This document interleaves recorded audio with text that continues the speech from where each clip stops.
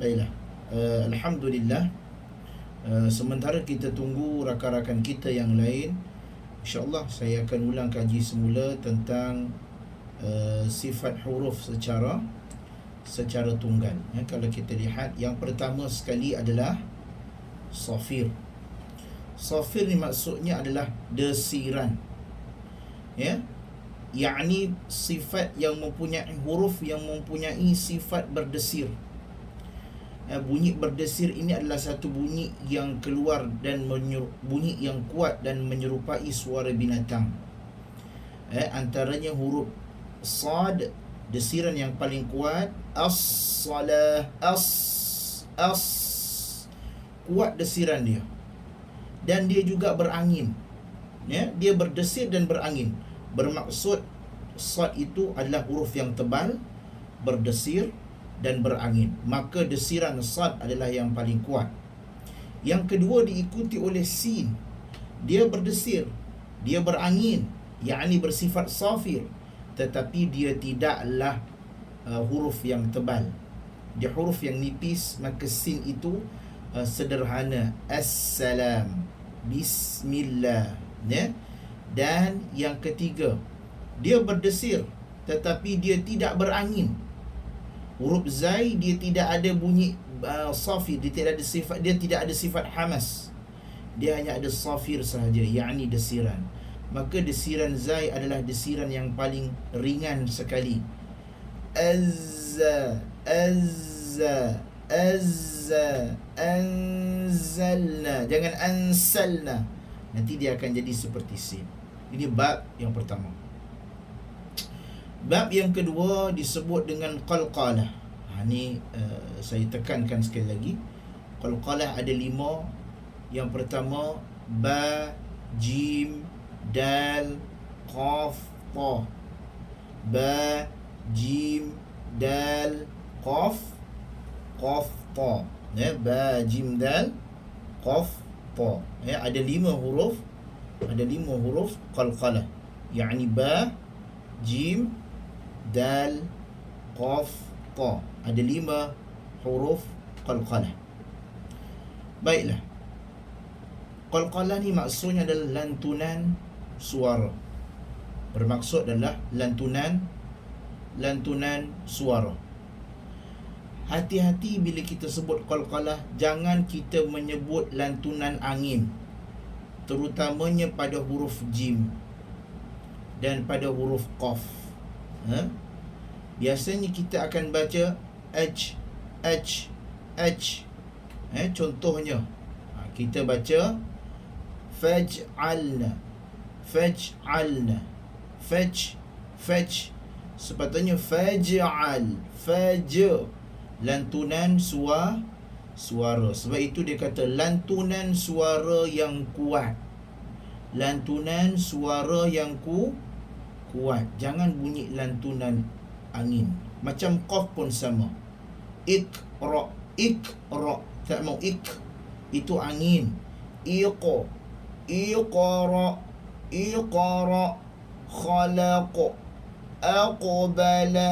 Contoh suara, lantunan suara. Qalqalah ada 3. Bila kita kata lantunan suara yang kuat, bermaksud ia mesti melantun. Lantunan suara yang kuat pada qalqalah bermaksud jangan, antara satu kesilapan ataupun kelemahan kita keliru tentang 3 qalqalah ini. Qalqalah sughra, qalqalah kubra dan qalqalah akbar. Ketiga-tiga qalqalah ini adalah qalqalah yang melantun. Sughra bermaksud ia qalqalah yang berlaku di tengah-tengah kalimah. Bila qalqalah ini berlaku di tengah-tengah kalimah, jangan putuskan suara. Kesilapan kita apabila kita membaca, kita putuskan suara. Khalaqna, itu silap. Khalaqna, sepatutnya jangan putuskan suara. Khalaqna, iqra, aqbala, abda, adma. Contoh, jangan putuskan suara. Dan jangan simpan-simpan qalqalah ni. Mentang-mentang dia Qalqalah yang berada di tengah-tengah, kita pun segan-segan. Kerana ada ustaz-ustazah cakap sughra ni kecilkan sedikit. Dia bukan kecilkan, itu kekeliruan. Lantunan suara tetap kuat, cuma ia berlaku di tengah-tengah. Aqbala, atafa, abda. Qalqalah tetap berlaku, cuma dia berada di tengah-tengah. Qalqalah yang kedua, qalqalah al-kubra, yakni qalqalah yang berlaku di akhir kalimah. Qalqalah yang berlaku di akhir kalimah, yakni qalqalah yang besar sedikit. Yakni ia berlaku ketika waqaf. Kasab, khalaq, ahad. Okey, dan yang ketiga qalqalah akbar, yakni paling besar, ataupun dalam buku, setengah buku dia sebut qalqalah al-kubra ataupun qalqalah kubra al-musyaddadah, qalqalah yang berada di akhir dan bersabdu. Setengah daripada kita mengenalinya dengan qalqalah akbar. Ia bermaksud yakni lantunan suara. Watab, al-hajj, al-haq, yakni tahan sedikit. Kerana sifat sabdu, apabila kita membaca bacaan bersabdu, huruf itu akan ditahan terlebih dahulu seketika. Okey, sekarang kita pergi kepada huruf lin. Lin ni maksudnya adalah lembut, yakni menyebutnya dengan lembut dan mudah. Yakni huruf lin ada dua, yakni waw dan ya. Waw dan ya. Macam mana, apa maksud lembut dan mudah? Yakni maksudnya huruf ini yakni huruf yang dikeluarkan melalui hujung lidah, ai dan au. Dia ini huruf yang tidak boleh disekat ataupun ditahan. Contohnya au, ai. Ada dua keadaan. Jangan terlalu tahan, au, ai, ataupun terlalu terlepas, au, ai. Dia sederhana sahaja, dia sedang saja, sebab tu hurufnya lembut. Inhiraf, yakni maksudnya melencong. Apakah maksud melencong ini? Maksud melencong ini maksudnya adalah sesuatu makhraj itu bertukar daripada satu tempat ke tempat yang lain. Yakni makhrajnya melencong daripada makhraj yang lain ke makhraj yang lain. Huruf ra dan lam, dua huruf. Asal kepada huruf ra adalah hujung lidah menekan siratan gusi, ar di situ, ar. Tapi bila dia berakhir ar, ra, lidah kembali ke bawah.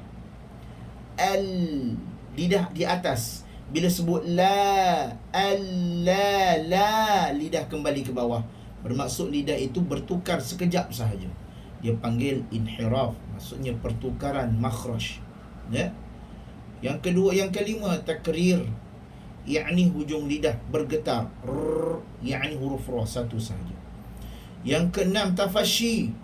Apa maksud tafashi? Tafashi ni maksudnya adalah berhamburan ataupun berhemburan. Yakni bunyinya adalah bunyi shin, ash. Jangan bunyi shin muncung, ash, ashhadu, ash. Salah. Dia ash. Jangan ash. Jangan bunyi seperti kita nak mencium orang, ash. Tak mau. Dia ash. Sebab shin adalah huruf yang nipis. Kemudian yang ketujuh, istitalah. Istitalah bermaksud adalah hurufnya berpanjangan. Huruf dha, au, ada bunyi pemanjang di situ kerana penempelan tepi lidah menempel ke gigi geraham sebelah atas. Allah. Sebab itu bila kita sebut perkataan wal ard, jangan terus mati. Wal ard tidak tepat. Wal ard ada bunyi itu maksud istitalah. Sebab itu bermaksud berpanjangan di bahagian tepi lidah sehingga sampai ke makhraj lam. Ini saya telah terangkan. Okey. Kemudian kita masuk kepada pelajaran kita yang baru pada hari ini, yakni makna isti'adzah. Makna isti'adzah. Okey, bagaimana dia pelajaran hari ini kita akan mempelajari secara ringkas saja bagaimana kita nak menyambung bacaan a'udzubillah dengan bismillah, dan bagaimana cara membaca a'udzubillah pada surah Al-Anfal disambung kepada surah At-Taubah. Ya? Okey, baiklah. Makna isti'adzah pada bahasa adalah memohon perlindungan. Fa idza qara'ta al-Quran fasta'idz billah. A'udzu billah. Perkataan isti'adzah. 'adza yakni memohon perlindungan. Aku mohon perlindungan. Lafaz pada istilah yakni lafaz yang menghasilkan perlindungan dan naungan Allah daripada syaitan yang dilaknat. Isti'adzah juga dikenali sebagai ta'awudz. Yakni kalau kita dengar perkataan cuba sebut ta'awudz ataupun isti'adzah, bermaksud kita mesti membaca a'udzu billahi minasyaitonir rajim. A'udzu billahi minasyaitonir rajim. Ini ejaan dia. Setengah daripada kita keliru dengan perkataan ini. Kita baca a'udzu. Kesilapan kita membaca dengan bacaan zai, maka di sini tidaklah tepat. Bacaan yang betul adalah mengeluarkan hujung lidah pada gigi kacip dan tidak ada angin serta tidak tebal dan tidak berdesir. Kalau kita keluarkan lidah tetapi dengan keadaan dia berdesir, a'udzu, maka di sini juga ada perkataan desir ataupun bunyi desiran, maka hukumnya adalah tidak tepat. A'udzu,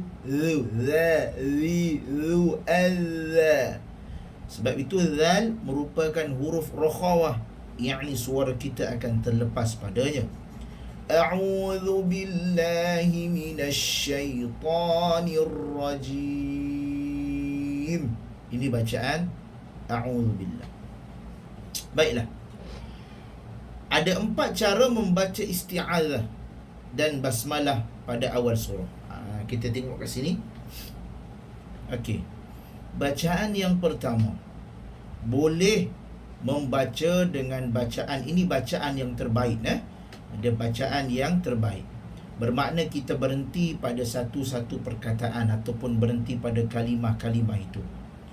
Yang pertama, A'udzu billahi minasyaitonir rajim. Bismillahirrahmanirrahim.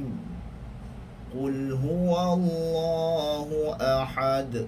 Ini bacaan yang terbaik. Ini bacaan yang terbaik. Baiklah. Kemudian yang kedua, berhenti pada isti'adzah dan menyambung basmalah dengan awal surah. Ini cara yang kedua. Kita berhenti pada a'udzubillah dulu. A'udzu billahi minasyaitonir rajim. Yang kedua boleh sambung. Kalau nak sambung, sekiranya nafas kita panjang pada ketika itu. Jika tidak, berhentilah macam yang di awal. Dan ini pun yang kita praktikkan pada contoh yang pertama ini. Inilah yang kita biasa praktikkan, betul? Ataupun biasa kita buat. Yang ni biasa bagi siapa yang nafas panjang. Bismillahirrahmanirrahim. Qul huwallahu ahad. Siapa nak cuba, siapa nak cuba nafas panjang, dia boleh guna cara ini. Tetapi jaranglah diguna oleh kebanyakan orang. Biasa kita akan berhenti pada setiap kalimah. Okey, baiklah. Yang ketiga, yakni yang ketiga, menyambung isti'adzah dengan basmalah sahaja. Contohnya, kita sambung saja. A'udzu billahi minasyaitonir rajim. Bismillahirrahmanirrahim. Kemudian kita berhenti dan sambung seperti biasa. Qul huwallahu ahad. Ini cara yang ketiga. Dan cara yang keempat, ini jarang kita buat lah. Biasanya qari akan buat. Biasanya qari-qari ataupun orang-orang yang mengalunkan musabaqah Al-Quran, biasa dia akan lakukan ini sebab nafas dia panjang. A'udzu billahi minasyaitonir rajim. Bismillahirrahmanirrahim. Qul huwallahu ahad. Biasa dia akan baca begitu. Ada 4 keadaan yang boleh dilakukan. Okey. Terdapat 2 cara membaca isti'adzah di awal surah At-Taubah tanpa basmalah. Yang ni nanti saya terangkan. Kita buat nota dulu. Okey, kita pergi kepada nota dulu insya-Allah.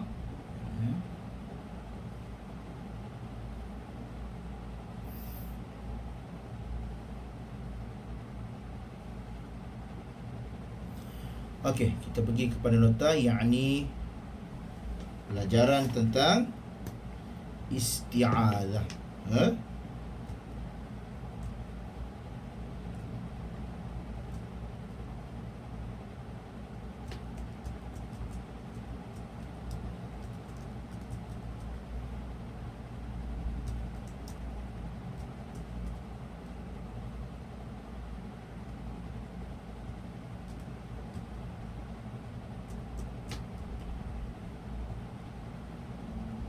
Okey.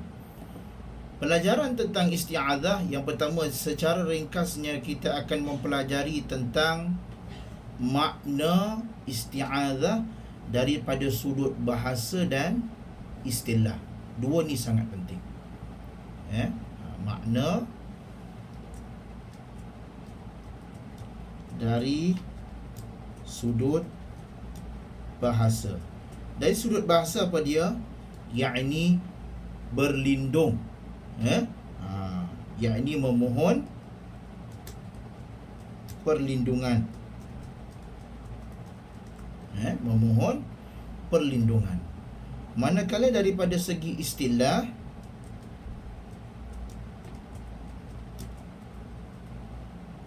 dari sudut istilah, yakni memohon perlindungan kepada Allah. Memohon perlindungan kepada Allah. Memohon perlindungan kepada Allah daripada syaitan. Ketika memulakan bacaan Al-Quran. Ketika memulakan bacaan Al-Quran. Ini daripada sudut istilah. Jadi kita tahulah maknanya ini sangat penting. Maknanya kita kena tahu dulu apa maksud isti'adzah. Apa maksud isti'adzah? Maksudnya yakni memohon perlindungan kepada Allah daripada syaitan yang direjam ketika memulakan bacaan Al-Quran. Ketika memulakan bacaan Al-Quran. Baiklah, itu bab yang pertama. Apa bacaan isti'adzah? A'udzu billahi minasyaitonir rajim. Itu kita tahulah. Okey. Sekarang ada 4 cara untuk kita membaca isti'adzah dan basmalah. 4 cara membaca isti'adzah.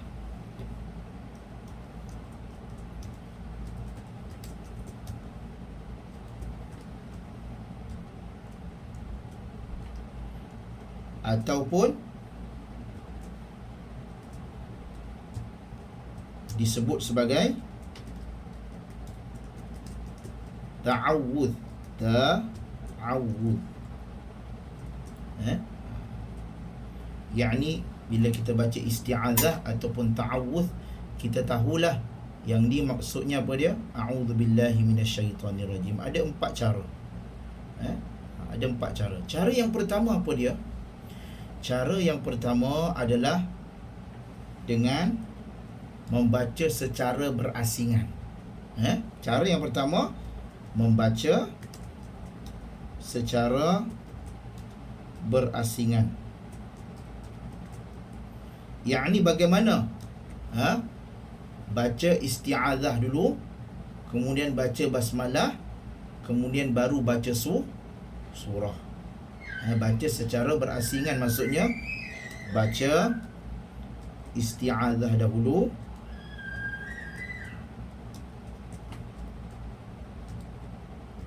kemudian baca basmalah. Basmalah ni maksudnya apa? Bismillah lah. Bismillahirrahmanirrahim. Itu maksudnya. Baca isti'azah dahulu. A'udzubillahi minasyaitonirrajim. Kemudian berhenti macam biasa, ambil nafas. Bismillahirrahmanirrahim. Kemudian baru baca surah. Qul huwallahu ahad ataupun qul a'udzu birabbin nas ataupun apa-apa surah. Maksudnya kemudian baca basmalah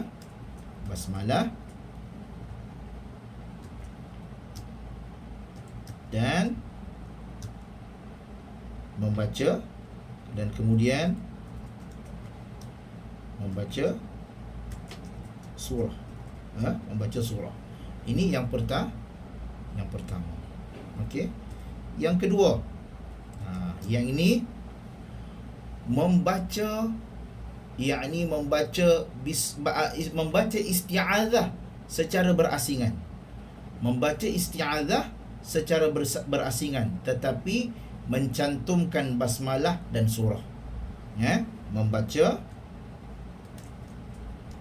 isti'azah secara berasingan, tetapi menggabungkan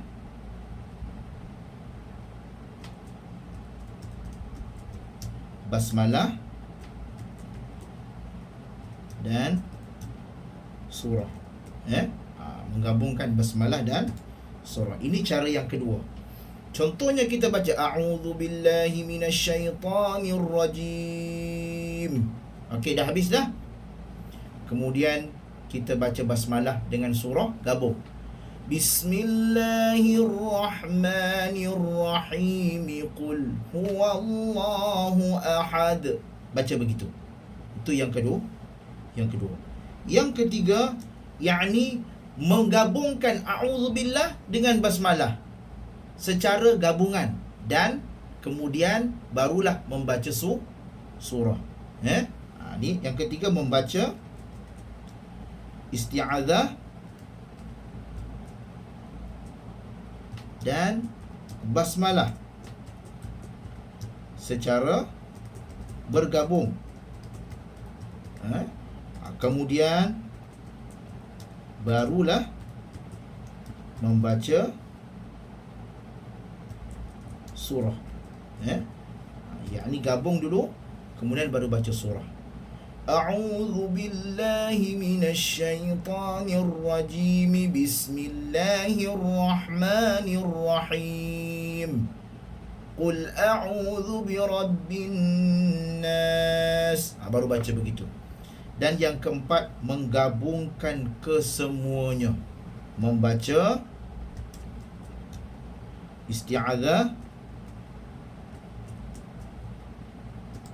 basmalah dan surah secara bergabung semuanya.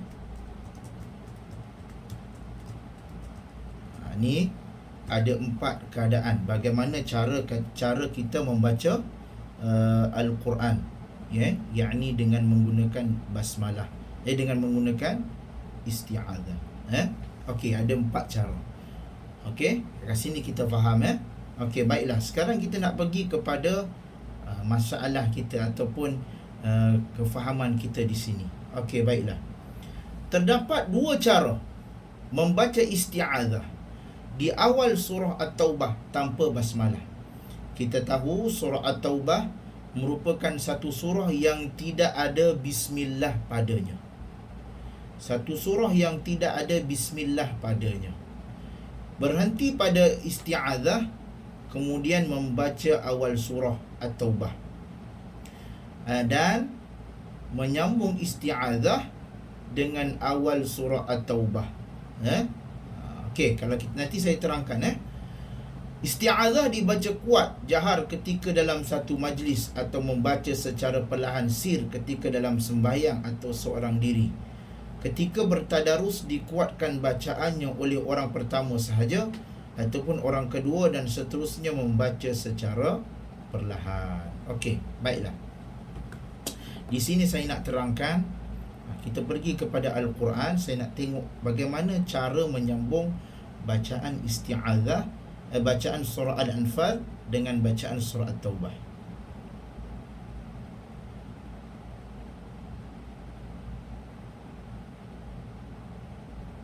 Okey. Dalam skrin ni kita lihat, ini merupakan surah At-Taubah. Surah At-Taubah ini surah yang tidak ada bismillah padanya, kerana surah ini diturunkan pada waktu perang. Sebab para ulama membahaskan bahawa surah ini adalah surah yang menceritakan tentang kemurkaan Allah, orang yang lari dalam medan peperangan, orang-orang munafik. Sebab itu surah ini tidak ada bismillah padanya, sedangkan bismillah itu merujuk kepada kasih sayang Allah. Surah ini menceritakan tentang hukum-hukum orang yang lari di medan perang, orang yang munafik, orang yang ingkar arahan Allah, orang yang lari di medan peperangan. Maka di sini surah At-Taubah menceritakan tentang azab dan kemurkaan Allah. Baiklah, sebelum itu kita akan surah Al-Anfal. Kita akan pergi kepada surah Al-Anfal. Surah Al-Anfal ni, perkataan Al-Anfal, Anfal bermaksud rampasan perang. Okey, baiklah. Bila kita lihat kat sini, innallaha bikulli syai'in alim. Bagaimana kita nak sambung surah ayat terakhir pada surah Al-Anfal dengan surah At-Taubah? Di sini ada 3 keadaan. Ada 3 cara untuk kita menyambung bacaan. Dengar betul-betul. Untuk kita menyambung bacaan, yang pertama sekali adalah dengan cara waqaf seperti biasa.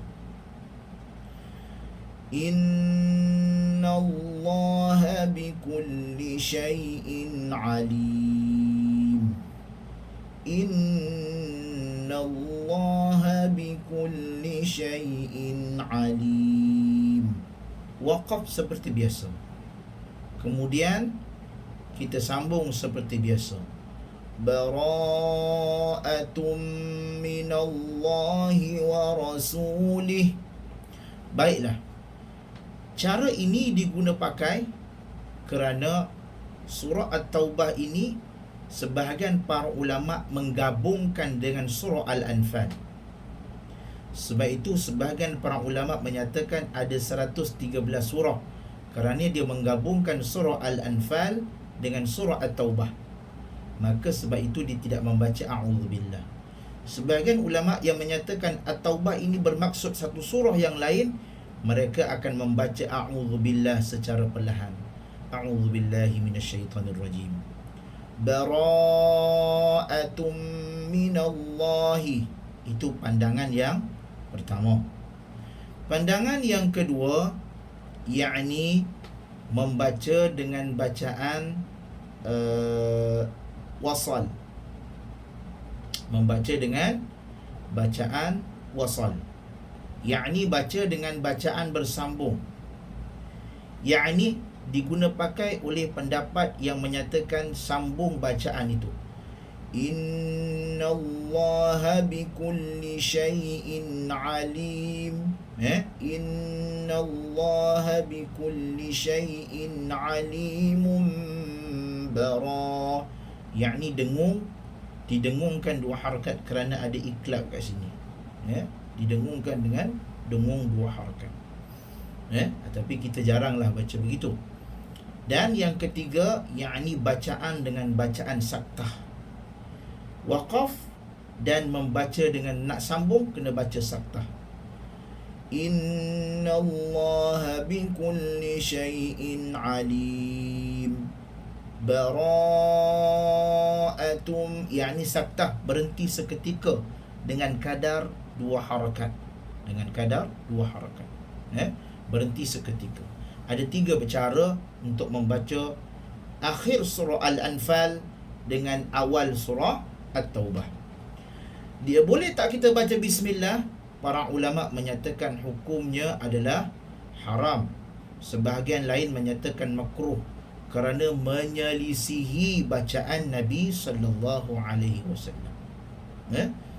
Maknanya tidak ada bacaan bismillah padanya. Kalau kita baca, sebahagian para ulama kata haram dan sebahagian lagi makruh kerana menyelisihi bacaan baginda Nabi sallallahu alaihi wasallam. Baiklah. Okey. Cuma sekarang apabila kita nak start di sini, yang dalam buku ni sebut apabila kita nak mulakan bacaan padanya, yakni ada 2 keadaan. Boleh membaca a'udzubillahi minasyaitanirrajim, berhenti dan kemudian sambung. Ada 2 keadaan. Contoh, a'udzubillahi minasyaitanirrajim, bara'atum minallahi wa rasulihi ilal ladzina 'ahadtum minal musyrikin. Itu yang pertama. Kemudian yang kedua, boleh sambung terus. A'udzu billahi minasyaitanir rajim, bara'atun minallahi wa rasulihi ilal ladzina 'ahadtum minal musyrikin. Boleh gabung dua-dua. Okey, baiklah. Itu bab yang kedua. Dia kata kat sini isti'azah dibaca kuat. Maknanya dibaca a'udzu billahi minasyaitanir rajim. Orang dengar. Ketika dalam satu majlis atau semasa belajar. Maknanya kalau kita baca dengan guru ataupun kita nak membaca di hadapan orang, kita buat persembahan, kita buat musabaqah, kita bertilawah Al-Quran di hadapan orang ramai. Sebab itu bila kita dengar kat TV, dia akan baca a'udzubillahi minasyaitanirrajim. Dia baca kuat. Dia baca kuat ketika dalam satu majlis atau semasa belajar. Dan dibaca perlahan ketika dalam sembahyang. Contoh, kita nak baca surah Fatihah. Kita dah baca doa iftitah. Inna salati wa nusuki wa mahyaya wa mamati lillahi rabbil alamin la syarika lahu wa bidzalika umirtu wa ana minal muslimin. Contoh, kita baca a'udzubillahi minasyaitanirrajim perlahan. Kemudian bismillah kita kuatkan, bismillahirrahmanirrahim. Ketika dalam sembahyang atau membaca seorang diri. Kalau kita baca seorang diri, kita perlahankanlah. Cuma baca seorang diri ni boleh ada pilihan, sama ada nak kuat ataupun perlahan. Sebab tak ada orang dengar, kita seorang saja yang dengar. Jadi tidak ada masalah. Ketika bertadarus, ni suasana tadarus masa bulan Ramadan umpamanya, kita buat halaqah Al-Quran, membaca Al-Quran. Ketika bertadarus, dikuatkan bacaannya oleh seorang yang pertama sahaja.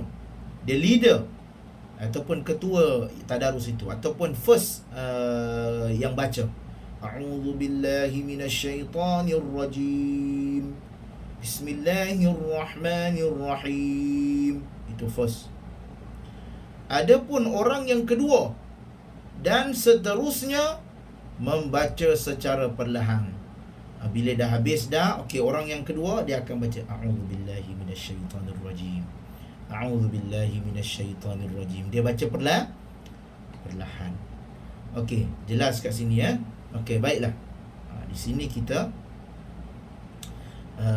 buat nota sedikit. Bagaimana cara membaca A'udzubillah dengan awal surah At-Taubah. Cara membaca isti'adzah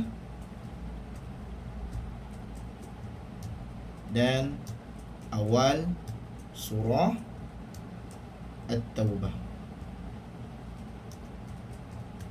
Okey, baiklah. Okey, cara membaca isti'adzah dan awal surah At-Taubah. Okey. Caranya ada dua. Yang pertama sekali adalah dengan cara yang pertama, yakni membaca isti'adzah dan surah At-Taubah secara berasingan. Membaca isti'adzah dan surah At-Taubah secara berasingan. Maknanya tidak bergabunglah. Ini yang pertama. Dan yang kedua, membaca isti'adzah dan awal surah Taubah secara bergabung. Membaca isti'adzah dan awal surah At-Taubah secara bersambung ataupun bergabung secara bersambung. Ini dua cara yang diberikan. Okey, dua cara yang diberikan, yakni membaca dengan bacaan isti'adzah dengan surah At-Taubah secara berasingan, dan yang kedua membaca secara bergabung. Ada dua keadaan sahaja. Okey, jelas kat sini ya. Kat sini jelas Okey, baiklah. Okey. Seterusnya kita pergi kepada basmalah. Okey. Kita lihat kepada nota kita. Kemudian kita pergi kepada basmalah. Hari ini kita santai-santai saja. Okey, basmalah adalah ringkasan bagi ucapan Bismillahirrahmanirrahim. Itu basmalah. Bila orang kata basmalah, Iqra' basmalah, bacalah basmalah, Bismillahirrahmanirrahim. Itu maksudnya. Disunnatkan membaca basmalah di antara dua surah. Maknanya disunatkan membaca basmalah, yakni Bismillahirrahmanirrahim, di antara dua surah, kecuali surah Al-Anfal dengan surah At-Taubah, kerana ia tidak ditulis di dalam mushaf yang saya sebut tadilah. Terdapat tiga cara. Tadi kalau membaca isti'adzah terdapat tiga cara, terdapat empat cara. Kalau membaca basmalah, terdapat tiga cara membaca basmalah di antara dua surah. Contoh, okey, kita nak baca surah awal dengan surah akhir, surah terakhir dengan surah yang awal. Contoh, kita ambil surah Al-Alaq dengan surah An-Nas. Wa min syarri hasidin idza hasad. Berhenti pada setiap kalimah. Kemudian berhenti semula, sambung bismillah, Bismillahirrahmanirrahim. Berhenti, sambung balik, Qul a'udzu birabbin nas. Ini cara yang pertama, dan ini yang kita praktikkan selalu. Cara ini adalah cara yang paling terbaik, yakni berhenti pada setiap ra's ayah ataupun pada setiap kalimah. Ini yang terbaik.